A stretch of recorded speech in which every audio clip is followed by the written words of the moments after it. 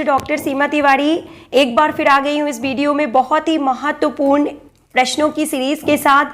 अगर आप तैयारी कर रहे हैं शारीरिक शिक्षा से संबंधित किसी भी कॉम्पिटिटिव एग्जाम की, तो आप इस वीडियो को पूरा और लास्ट तक जरूर देखें। सभी प्रतियोगी परीक्षाओं की दृष्टि से यह वीडियो बहुत ही महत्वपूर्ण है, जो कि हमने शामिल किया है DU यानी Delhi university MPEd entrance exam 2022 के ओल्ड क्वेश्चन पेपर के रूप में। तो शुरू करते हैं क्वेश्चन नंबर 1 से, एंड इट इज आस्किंग कि निम्नलिखित में से कौन सा पुरुष सेक्स हार्मोन है। तो सभी को पता है दोस्तों, ऑप्शन नंबर सी यहाँ पे सही है। एंड्रोजन को पुरुष सेक्स हार्मोन या मेल सेक्स हार्मोन्स के रूप में जाना जाता है, और जो एस्ट्रोजन होते हैं उनको फीमेल सेक्स हार्मोन के रूप में जाना जाता है। नेक्स्ट देखिए, यहाँ पे पूछ रहा है क्वेश्चन कि लैंगरहैंस के आईलेट कहाँ पे पाए जाते हैं। तो option number D is correct here, means islet of Langerhans are present in endocrine pancreas, यानी कि ये पैंक्रियाज में पाए जाते हैं जिनसे इंसुलिन हार्मोन का सिक्रीशन होता है। नेक्स्ट क्वेश्चन में पूछा गया है कि पिट्यूटरी ग्रंथि को नियंत्रण कौन करता है, जिसे मास्टर एंडोक्राइन ग्रंथि के रूप में जाना जाता है।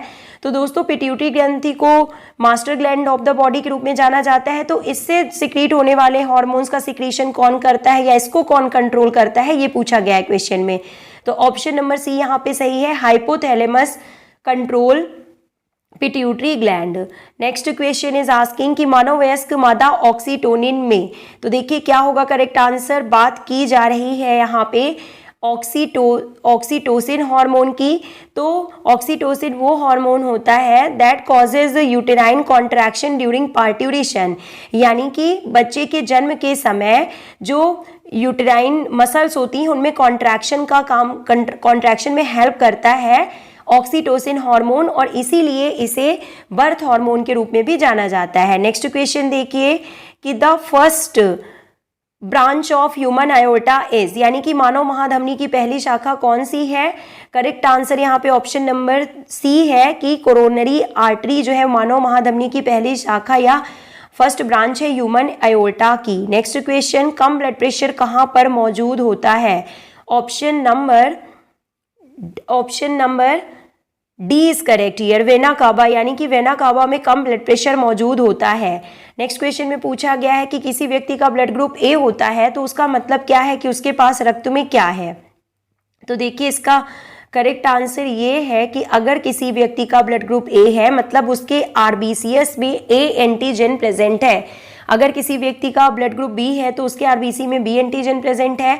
अगर ओ ब्लड ग्रुप है तो उसे कहते हैं कि उसके आरबीसी में कोई भी एंटीजन प्रेजेंट नहीं है। Next question, thickest layer in the heart is, यानी कि दिल में सबसे मोटी परत कौन सी होती है। तो myocardium is correct answer. Next, रक्त प्लेटलेट्स का कार्य क्या होता है दोस्तों।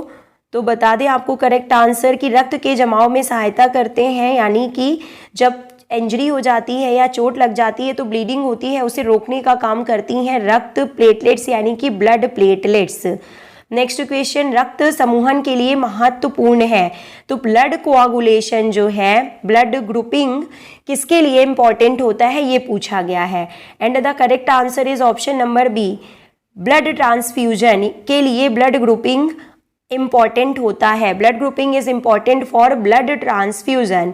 Contraction of diaphragm muscle causes, diaphragm मांसपेशियों के संकुचन का कारण, यानी कि डायफ्राम मांसपेशियों के संकुचन के कारण क्या होता है। और डायफ्राम मसल्स में संकुचन के कारण होता है इंस्पायरेशन, यानी कि लंग्स में जो है ऑक्सीजन का अंदर भरना या जाना इंस्पायरेशन कहलाता है। नॉर्मल टाइडल वॉल्यूम इज, तो नॉर्मल टाइडल वॉल्यूम क्या होता है, देखिए 500 ml is correct answer. Next question is asking कि गैर संचारी, ये क्वेश्चन हमने आपको प्रीवियस वीडियो में करा दिए हैं दोस्तों। तो हम क्वेश्चन नंबर 49 से इस वीडियो में आपको सॉल्व कराएंगे, क्योंकि 48 तक के जो क्वेश्चंस है वो हमने प्रीवियस वीडियो में आपको सॉल्व करा दिया था। तो देखिए दोस्तों, 49 नंबर क्वेश्चन से देखते हैं कि क्या पूछा जा रहा है क्वेश्चन में। और इसमें पूछा जा रहा है कि कैचर शब्द किससे संबंधित है। And the correct answer is baseball. Catcher शब्द का संबंध जो है वो बेसबॉल से है। नेक्स्ट क्वेश्चन कि मंजीत दुआ किस खेल से संबंधित है। तो टेबल टेनिस से मंजीत दुआ का संबंध है। नेक्स्ट क्वेश्चन, तीरंदाजी के टारगेट फेस में पहली और दूसरी रिंग का रंग क्या होता है? ऑप्शन नंबर ए सफेद। Colour of the first and second ring in the target face of archery is white. Next question, diameter of table tennis ball is. तो सभी को पता है कि 40 mm डायमीटर होता है टेबल टेनिस की बॉल का। नेक्स्ट क्वेश्चन, टीम के निष्पक्ष खेल के सर्वश्रेष्ठ रिकॉर्ड के साथ फीफा फेयर प्ले ट्रॉफी से कब सम्मानित किया गया था? When was the FIFA Fair Play Trophy for the team with the best record of fair play was awarded? Option number C is correct here, 1970 में। Now the next question is asking कि निम्नलिखित में से कौन सा दर्शन अवधारणा से संबंधित है, जैसे कि व्यक्तिगत अनुभव और विकल्प वास्तविकता की उनकी धारणा को अद्वितीय रूप से प्रभावित करते हैं? Option number C is correct here, अस्तित्ववाद या एक्सटेंशियलिज्म से यह विचार जो है वो संबंधित है। Thyroid gland is located at, और थायराइड ग्लैंड जो होती है वो कहाँ पे लोकेटेड होती है दोस्तों? तो सभी को पता है फ्रंट ऑफ द नेक यानी कि गर्दन के सामने। Next question, shortest bone in human body, सबसे छोटी हड्डी स्टेप्स जो कि कान की हड्डी होती है दोस्तों। नेक्स्ट क्वेश्चन में पूछा गया है कि रक्त और संबंधित विकार के अध्ययन को कहा जाता है, तो इसे रक्त से संबंधित विकार के अध्ययन को यानी कि study of blood and related disorder को हिमेटोलॉजी के रूप में जाना जाता है। नेक्स्ट, मांसपेशियों के अध्ययन को क्या कहते हैं? तो इसे मायोलॉजी के रूप में जाना जाता है। मेजर कंपोनेंट ऑफ ब्लड, तो रक्त का मुख्य घटक क्या होता है? तो प्लाज्मा, जो कि 90% भाग कवर कर, जो कि 55% पार्ट जो होता है ब्लड का, 55% वो ब्लड प्लाज्मा का बना होता है, और 45% पार्ट जो होता है ब्लड का वो ब्लड सेल से बना होता है। Lack of sufficient RBC in blood results into, तो ऑप्शन नंबर क्या सही है यहाँ पे? सी सही है, एनीमिया। रक्त में पर्याप्त आरबीसी की कमी के परिणाम स्वरूप रक्त की कमी यानी एनीमिया हो जाता है। नेक्स्ट क्वेश्चन देखिए कि शरीर की संरचना मुख्य रूप से संबंधित होती है। ऑप्शन नंबर डी सही है कि शरीर में वसा और दुबला ऊतक के सापेक्ष अनुपात is correct answer. Next question, core ताकत विकसित करने के लिए यानी कि कोर स्ट्रेंथ को विकसित करने के लिए कौन सा व्यायाम प्रभावशाली होता है या प्रभावी होता है?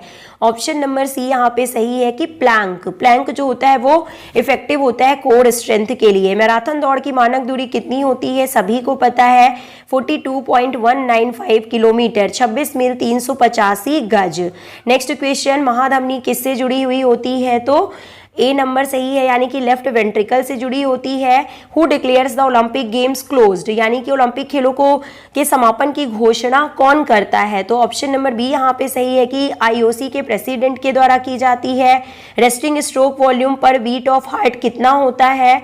ऑप्शन नंबर सी यहाँ पे सही है, 60 to 80 मिलीलीटर ब्लड होता है। नेक्स्ट क्वेश्चन, निम्नलिखित में से कौन सा ग्रैंड स्लैम टूर्नामेंट हर नए साल के पहले महीने से शुरू होता है? तो ऑस्ट्रेलियन ओपन, जो कि जनवरी महीने में आयोजित किया जाता है हर साल।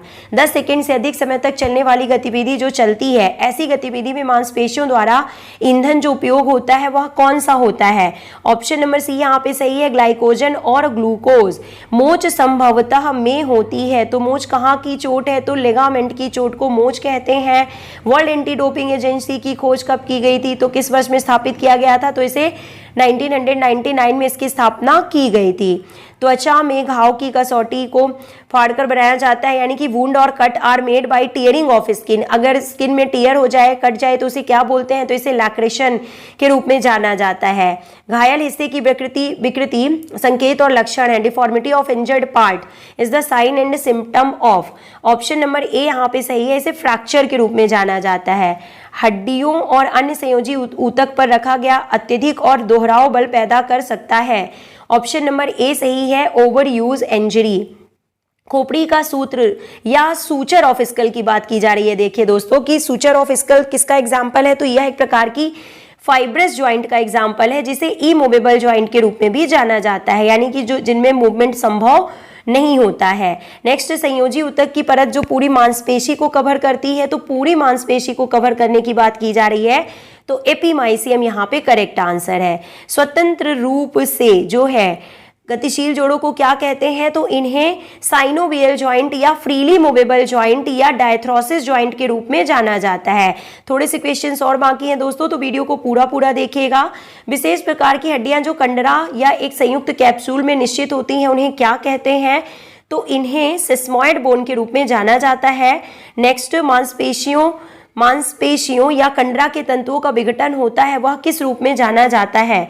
ऑप्शन नंबर ए, मांसपेशियों में चोट को स्ट्रेन के रूप में जाना जाता है दोस्तों। Volume of blood pumped by the heart in 1 minute, 1 minute में ब्लड के द्वारा पंप 1 मिनट में हार्ट के द्वारा पंप किए गए रक्त की मात्रा को क्या कहते हैं? तो इसे कार्डियक आउटपुट के रूप में जाना जाता है। मांसपेशियों के क्रॉस सेक्शन में वृद्धि को क्या कहते हैं? तो इसे मांसपेशी अतिवृद्धि या मसल हाइपरट्रॉफी के रूप में जाना जाता है। देन जो एयर इनहेल्ड और exhaled with each breath during normal breathing को क्या कहते हैं? तो इसे टाइडल वॉल्यूम के रूप में जाना जाता है।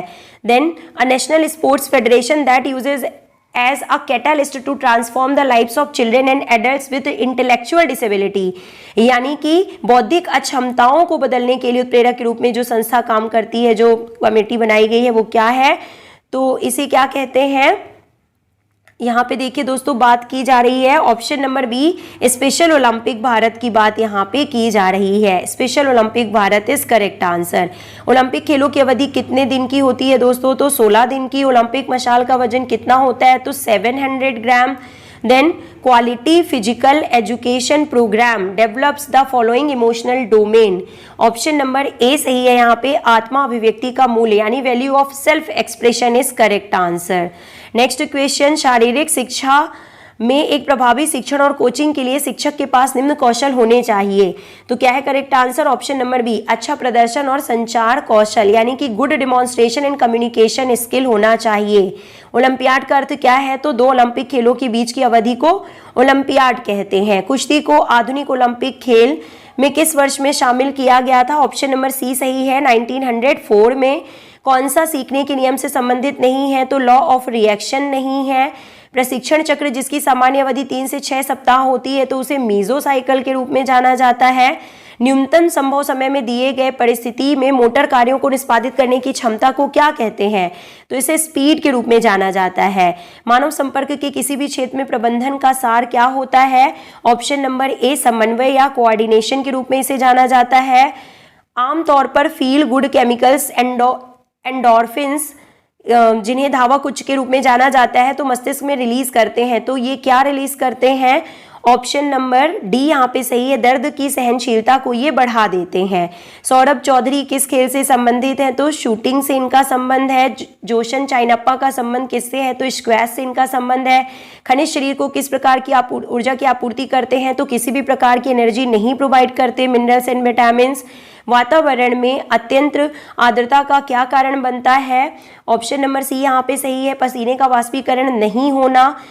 1 RM का क्या मतलब होता है? तो ऑप्शन नंबर सी सही है, 1 रेपिटेशन मैक्सिमम इसका करेक्ट आंसर है। 1 RM 1 रेपिटेशन मैक्सिमम। खेल प्रशिक्षण के संक्रमण काल की अवधि किससे अधिक नहीं होनी चाहिए?